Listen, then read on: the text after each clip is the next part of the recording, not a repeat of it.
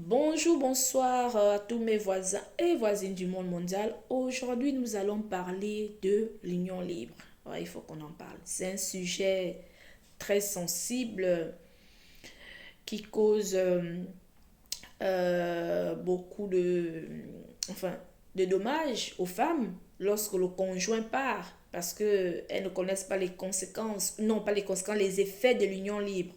Donc parfois c'est à tort que les femmes vivant dans l'union libre pensent que elles sont mariées ou elles sont lorsque leur partenaire vient à mourir, elles pensent qu'elles sont conjoints survivants. Donc nous commençons déjà par vous rappeler que vous n'êtes pas conjoint survivant pour la simple raison que vous n'étiez pas marié au défunt.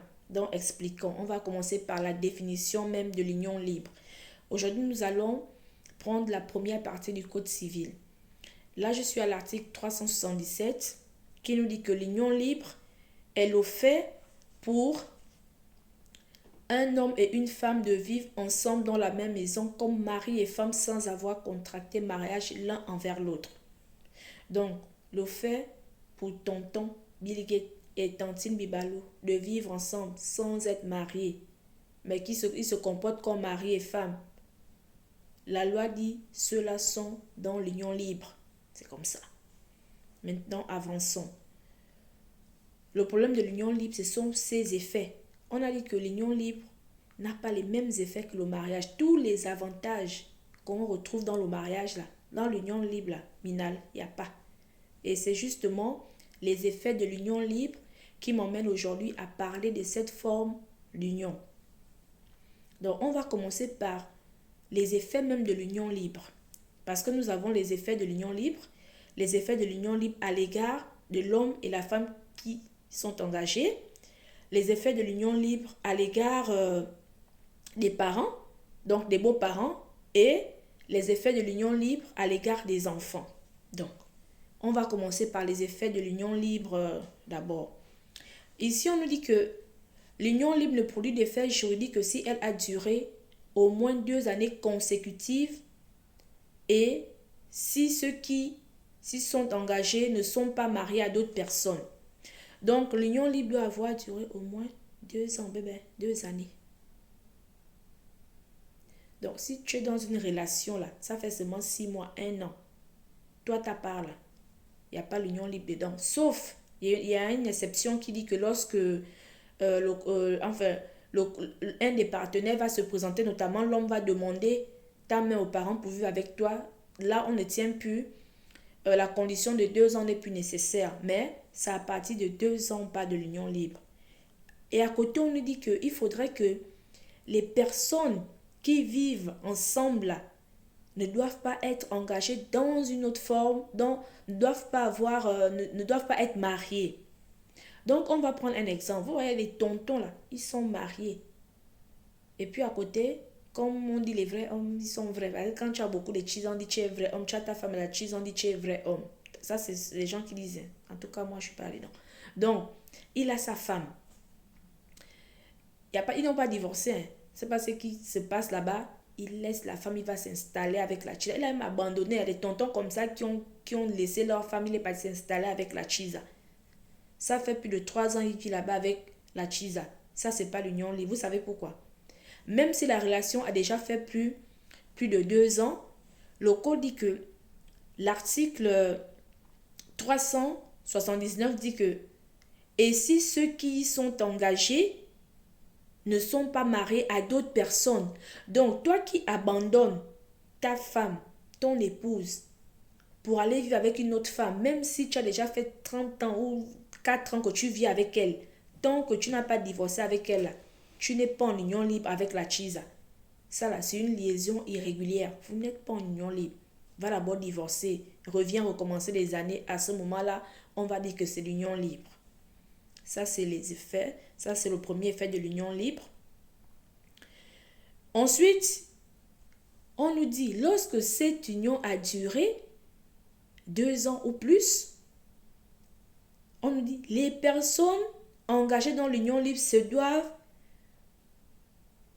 lorsque celle-ci a duré plus de 2 ans, une assistance mutuelle en cas de maladie non contractée par l'ivresse, l'usage de stupéfiants ou l'inconduite notoire du conjoint malade. Mais cette assistance ne peut être réclamée si l'union libre cesse avant le début de la maladie de l'homme ou de la femme. Donc, le seul effet de l'union libre au moment où je vous parle, sauf si le législateur est en train de modifier les effets de l'union libre, mais au moment où je vous parle, on vous dit le seul effet de l'union libre, légal et légalement reconnu par le législateur gabonais, c'est l'assistance mutuelle en cas de maladie. Assistance mutuelle en cas de maladie. Voilà le seul effet. C'est logique. Quand même deux personnes vivent ensemble, si l'autre est malade, il faut bien que l'autre t'assiste. Ça, c'est normal. Ça, même si le droit ne l'avait pas dit, mais la morale, quand même. Ça, c'est normal. Heureusement que le législateur a pensé à introduire ça dans la loi. Donc, ça, au moins, lorsque vous êtes en union libre, vous pouvez revendiquer cette assistance mutuelle. Mais on vous dit, attention, le législateur dit, lorsque tu tombes malade dans l'union libre, il ne faudrait pas que ta maladie soit la conséquence de l'ivresse. C'est-à-dire que tu as trop bu. C'est l'ivresse qui t'a rendu malade. L'usage des stupéfiants ou l'inconduite notoire. Vous avez compris. Donc, la maladie que tu as là, si c'est à cause de la boisson, de la drogue et l'inconduite notoire, bon, je ne sais pas ce que ça veut dire, en tout cas, la mauvaise conduite, je ne sais pas si c'est beaucoup de femmes, comment on appelle ça là, qui te rendent malade, on te dit ça là. Si c'est ça là qui t'a rendu malade, assistance mutuelle, assistance dont on parle, il n'y a même pas ça, donc il n'y a rien. Donc, c'est une assistance elle-même qui est conditionnée par une bonne conduite. Donc, il faut avoir une maladie naturelle. Voilà. Il faut avoir une maladie. Genre, tu as le cancer, c'est pas Dieu. C'est des maladies, voilà. Tu vois, des maladies comme ça, quoi. Donc, même l'assistance là, est conditionnée par une bonne conduite du concubin, de chacun des concubins. Donc, l'union libre, c'est une relation, franchement, aucun intérêt sur le plan juridique, aucun effet, aucun avantage. Les sœurs, sortez dedans. Sortez dedans. Celles qui ne sont pas encore entrées, n'entrez même pas. Ça ne vous protège pas. Rien. Donc, nous allons continuer. Ensuite, voilà l'article que beaucoup de femmes ne comprennent pas. Quand on dit que dans les héritiers légaux, il y a les descendants, les enfants, le conjoint suivant ou les conjoints suivants et les ascendants, les parents. On ne met pas le concubin. Voilà l'article qui vous exclut, qui exclut les concubins de la succession. C'est l'article 381 du Code civil de première partie de la République gabonaise, s'il vous plaît, qui dispose que l'union libre ne crée aucun droit de succession entre l'homme et la femme qui y sont engagés. Donc l'union libre ne crée aucun droit de succession. On a dit que l'union libre, c'est à partir de 2 ans. Quand vous avez vécu 2 ans. Donc, ça veut dire qu'à partir de 2 ans, 3 ans, 4 ans, 10 ans, 20 ans, 40 ans, il y a des mamans là qui sont dans les unions, des mariages, là, on fait des relations depuis 40 ans. Maman, on te dit aucun droit de succession. Aucun.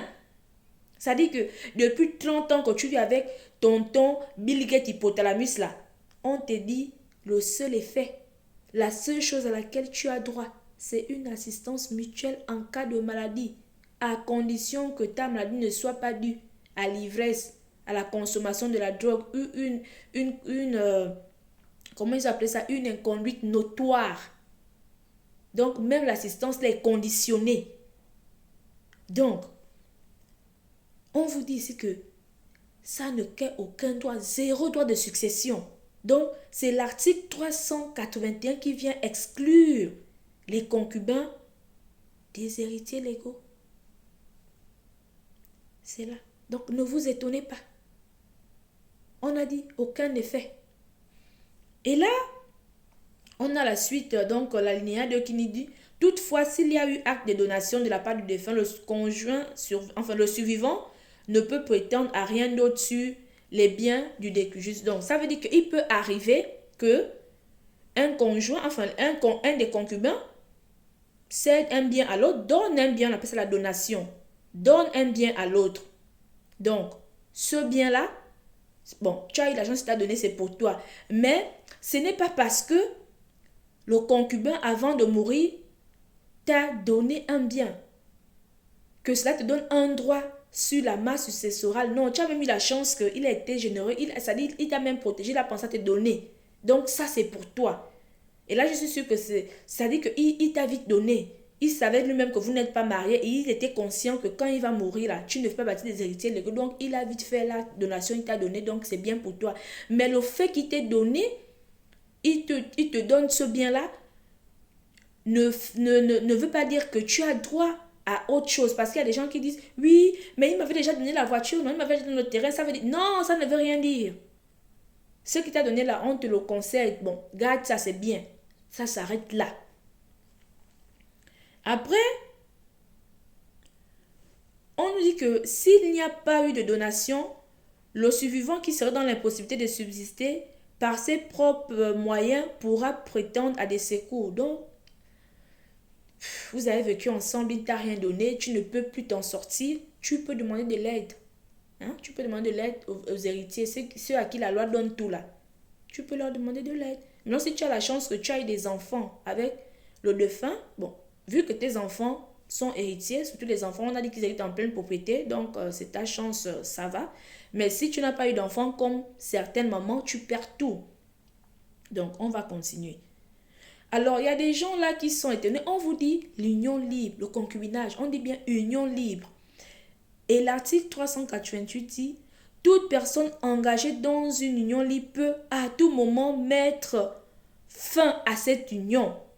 À tout moment. Ça veut dire que il y a des mamans aujourd'hui, nos tantines, qui ont vécu 10 ans, 20 ans, 30 ans, 30 ans de vie commune avec un homme. Zéro mariage. Zéro mariage. Et puis le tonton se lève un bon matin, ça dit, toi, il ne t'a même pas fiancé, même pas les présentations. Même petit mariage que tu mets pour t'honorer devant ta famille, il n'a rien fait.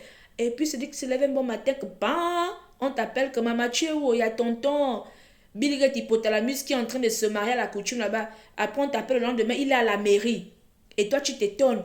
Non, il ne peut pas, je vais annuler le mariage. Tu ne peux pas annuler ce mariage parce que tu es en union libre avec lui depuis 30 ans. Et l'article 282 dit que toute personne engagée dans l'union libre peut mettre fin à tout moment. Donc, après 5 ans, je me lève, je dis, attends, c'est fini. C'est fini. Après 10 ans, le voisin se lève. Il dit, la relation est finie, c'est fini. On n'est pas marié, donc la relation finit à n'importe. On dit bien, c'est l'union libre. L'union libre dit, je suis libre de mettre fin à la relation quand je veux, quand ça me pique, quand ça me chante. Voilà. C'est ça l'union libre. Donc, quelqu'un peut vivre avec toi 5 ans, il se lève un bon matin, la relation est finie. Fin, c'est fini. C'est son droit, c'est écrit. La loi lui dit, tu peux. Après 15 ans, il se lève un bon matin, c'est fini. Il a raison. 40, 30 ans plus tard, il se lève et te dit, c'est fini. Il a vécu avec toi, il ne t'a même pas honoré. Mais dès qu'il met fin à votre relation, une semaine, un mois plus tard, il part épouser l'autre femme à côté avec qui il a déjà fait seulement 6 mois. Voilà encore une chose qui montre que l'union libre n'est pas une relation qui, sur le plan juridique, vous protège. Aucune garantie. Aucune garantie. L'union libre, c'est pas une bonne relation. C'est pas une bonne relation. Juridiquement parlant, c'est vrai que tout le monde aspire au mariage, mais si c'est pour aller rester cadeau là, et se dit que parce qu'il y a des gens qui pensent que parce que ça fait 10 ans, 15 ans, je suis avec lui, j'aurai quelque chose. Ou bien ça fait de moi sa femme. Non, vous n'êtes madame personne. Arrêtez avec vos histoires que parce que tu vis avec un homme depuis 10 ans ou 5 ans, tu es madame Moussavou, madame Badinga, madame Mungengi, madame Mbandong. Maman, tu n'es rien. Tu es toi-même. Moi, je suis madame Obam. Oui, c'est le nom que mes parents m'ont donné. Quand on n'est pas marié, on est madame Obam. Hein? On est madame Obon, madame Tsam, madame, comment on appelle ça, Bibalou. C'est tout. C'est tout. Vous voulez toujours téléporter les noms des gens, madame, comme ça fait 10 ans que la belle famille t'appelle, madame Bill Gates, toi aussi tu es là-bas, comme et dès que le tonton meurt, il se rappelle maintenant que, en fait, son vrai nom c'est Obama. Tout le monde appelle maintenant Obama, mais c'est ton vrai nom depuis le début, tu n'as jamais été madame quelqu'un. Donc arrêtez avec des appellations, bref, avançons.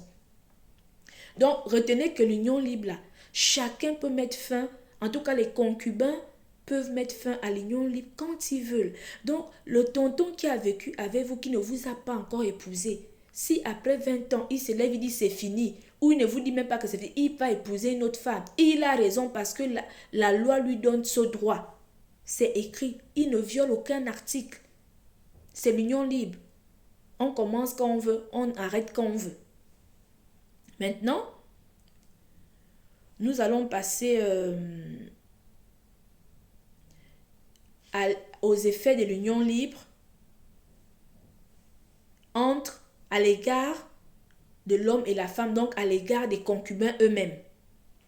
On dit que l'union libre ne crée entre l'homme et la femme qui y sont engagés ni communauté des biens, ni devoirs réciproques. Est-ce que vous avez compris? L'union libre ne crée entre l'homme et la femme qui y sont engagés ni communauté des biens, ni devoirs réciproques. Bon, maintenant, vous qui partez, qui est ensemble? Vous qui commencez maintenant à acheter les terrains ensemble, vous partez acheter un terrain, vous achetez encore communauté des biens, vous partez ouvrir les comptes bancaires ensemble, vous partez acheter les voitures ensemble. C'est dans quel article? Vous avez dit ça dans quelle loi en République gabonaise? On vous dit, l'article 380. L'article 380 dit, dans l'union libre, dans le concubinage, il n'y a pas de communauté des biens. Même dans le mariage, on laisse le choix entre la séparation et la communauté des biens. Bon, maintenant, vous, dans l'union libre, qui vous a dit d'aller faire des choses ensemble? Non, mes tantines. Non, maman. Dans l'union libre, c'est chacun dans son chacun. Tu achètes ton terrain, mets ton nom ou mets le nom de tes enfants. Si tu n'as pas envie de mettre ton nom là, c'est ton affaire, pardon. Mets le nom de ta soeur que je suis. Il faut mettre mon nom. Ne mets pas pour ton copain, ne mets pas pour le concubin, parce qu'il n'y a pas d'histoire de bien commun dans l'union libre. Hein? Mais vous êtes là, oui, ça fait quand même 20 ans qu'on est ensemble, c'est une affaire de confiance, on est déjà presque, vous n'êtes presque rien. Vous n'êtes presque rien.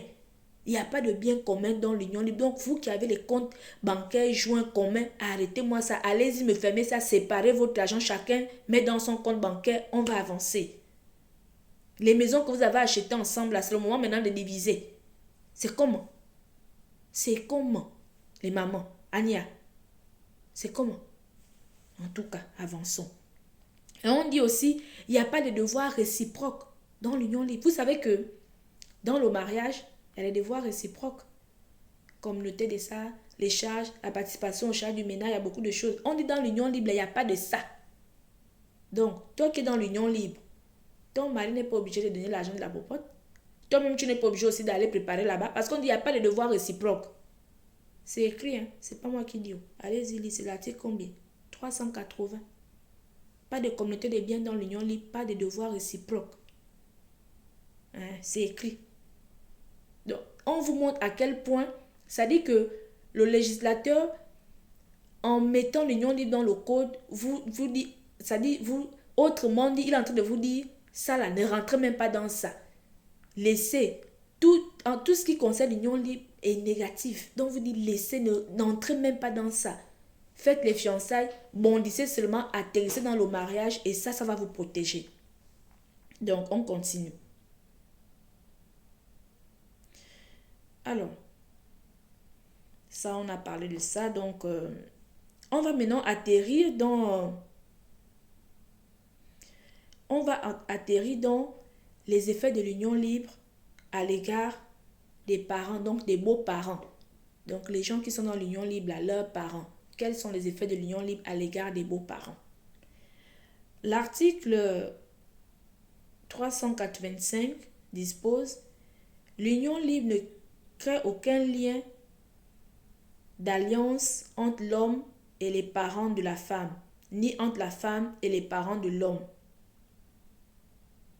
Toutefois, les dispositions relatives aux empêchements du mariage entre alliés sont applicables dans ce cas. Donc, revenons à l'alinéa premier. On nous dit que l'union libre ne crée aucun lien d'alliance entre l'homme et les parents de la femme et entre la femme et les parents de l'homme. Donc, vu qu'on a dit que l'union libre, ce n'est pas le mariage, ça n'a aucun effet juridique à part une assistance mutuelle en cas de maladie qui est conditionnée par une bonne conduite elle-même. Donc, on vous dit que ça, on dit, il n'y a pas de lien d'alliance. C'est-à-dire, si tu es dans l'union libre, tu n'as aucun lien d'alliance de parenté avec tes beaux-parents. Mais c'est logique. Tu n'es pas l'épouser enfant de quelqu'un, tu vas l'appeler, mais ma mère, ta belle-mère, elle n'est pas ta belle-mère. Tu vas appeler mon père ton beau-père, mais il n'est pas ton beau-père. Est-ce que tu m'as épousé? C'est comme ça. Donc, un homme ne t'a pas épousé. Ton père n'est pas ton beau-père, sa mère n'est pas ta belle-mère. C'est ça on dit ici en français simple. Il n'y a pas d'alliance, il n'y a pas de ça. Donc, vos appellations rocambolesques que vous avez dans les unions où on ne vous a pas épousé, vous avez fait 50 ans, 100 ans dedans là, on vous dit il n'y a aucun lien, il n'y a pas de lien d'alliance. Aucun effet, pas de bien commun, pas de devoir réciproque, pas de succession, rien. Voilà, encore on vient encore vous dire que même affaire de parenté, là, beau-père, beau-père, belle-mère, on vous dit même ça là, même là, minal, il n'y a pas. Donc, on vous montre encore, ça dit que le législateur lui-même vous montre combien de fois lui-même, il néglige, il n'accorde aucune importance à cette forme d'union. Bon, maintenant, vous qui insistez pour rester dedans là, c'est comment? On n'a pas... Ici, il ne s'agit pas de condamner les gens parce qu'on sait que le mariage, pour se marier, ça nécessite parfois beaucoup de moyens, c'est un investissement. Voilà, il faut de l'argent pour se marier. Mais pour se protéger, on n'est pas obligé de faire les mariages de princesse. Quand tu n'as pas les moyens, comme moi, hein, tu ne forces pas. Tu prends. Ça dit ton mari et toi. Le mariage, c'est 2 témoins. Mes 2 témoins. Les 2 témoins de mon mari. Si j'ai quelques frères qui peuvent m'accompagner, on va à la mairie du 4e arrondissement. On appelle le maire, il nous marie. On est mariés. Maintenant, quand on aura les moyens de Bill Gates, on viendra maintenant s'asseoir pour faire un grand mariage, comment on appelle les grandes salles de Libreville, au Palmier Doré, je ne sais un peu, j'ai oublié, Pélis, en tout cas. Pélisson, c'est la blancherie, pardon. Donc, quand on aura les moyens, mais pour vous protéger, mariez-vous. Actuellement, il y a une campagne sur le mariage civil. C'est très important, il faut aller assister. C'est une protection pour les conjoints, pour les concubins. Laissez d'abord les histoires de faire les grands mariages là. Quand il n'y a pas les moyens, on fait avec le peu qu'on a. On va d'abord signer. Vous pouvez m'aller signer le papier, seulement l'homme et la femme avec les 4 témoins. Et vos parents, s'ils sont encore en vie, vous partez signer. Vous venez rester tranquille. Maintenant, quand vous aurez envie de faire une grande fête, maintenant, vous allez nous envoyer des invitations jolies comme ça que pas on viendra. Vous n'êtes pas obligé de nous appeler quand vous partez signer votre acte de mariage. C'est une protection pour vous. Hein? Donc, il y a une campagne sur la sensibilisation pour le mariage civil. C'est important, allez-y écouter. Vous allez comprendre l'importance du mariage. C'est très très important sur le plan juridique. Ça vous protège. L'union libre, 0 protection. 0 protection. Donc maintenant, on va parler des effets de l'union libre à l'égard des enfants. Aïe, je suis allé loin aussi. C'est ça qui n'est pas bien avec les tablettes. Donc, les effets de l'union libre à l'égard des enfants, dit les enfants issus d'un homme et d'une femme engagés dans une union sont légitimes s'ils sont légalement reconnus. Donc, même si l'union libre n'est pas reconnue comme le mariage, ne produit aucun effet, ne produit pas les mêmes effets que le mariage, mais on vous dit que les enfants qui sont nés dans cette union sont légitimes. Pourtant, les parents, parce que quand on est dans l'union libre, on n'est pas marié. Ça ne peut pas aussi dire qu'on est célibataire. On est quand même dans une forme d'union. Quand même reconnue par la loi, même si la loi ne confère aucun effet, on va dire, véridique à cette union. Mais quand même, on dit les enfants qui sont nés dans cette union sont des enfants légitimes s'ils sont légalement reconnus. Voilà. Et l'autre article, donc l'article 387 dit La filiation des enfants issus des personnes engagées dans l'union libre sera établie conformément aux règles prescrites au titre de la filiation. Donc, ça renvoie à ce dont nous avons déjà parlé sur la filiation. Donc, il n'y a pas de contestation pour les enfants qui sont nés dans une union libre. Ces enfants sont légitimes comme les enfants qui sont nés dans le mariage. Donc, j'espère que au terme de cette petite vidéo, vous avez compris que l'union libre ne vous protège pas, aucune garantie juridique. Même si on a fait 5 ans, 10 ans, 20 ans, 25 ans, 30 ans, 35, 40 ans dans l'union libre, si papy vient à mourir aujourd'hui, mamie n'est pas héritière. C'est 40 ans de vie commune dans l'eau. La seule chose dont mamie a droit là, enfin, même pendant cette union-là, papy n'est même pas obligé de l'assister. On dit c'est assistance mutuelle. C'est une assistance en cas de maladie. Une assistance conditionnée par une bonne conduite. Trop de conditions dans l'union libre. Donc l'union libre, pas de communauté des biens, pas de devoir réciproque, pas de succession. Donc le concubin survivant ne vient pas à la succession de l'autre, il ne fait pas partie des héritiers. Donc vous-même, après avoir écouté tout ça là, à vous de décider si vous voulez encore rester dans ça. En tout cas, nous on n'a rien à dire, ça vous regarde. Pour ma part, je retourne suivre mon match Brésil-Cameroun. Allez, bisous bisous là-bas.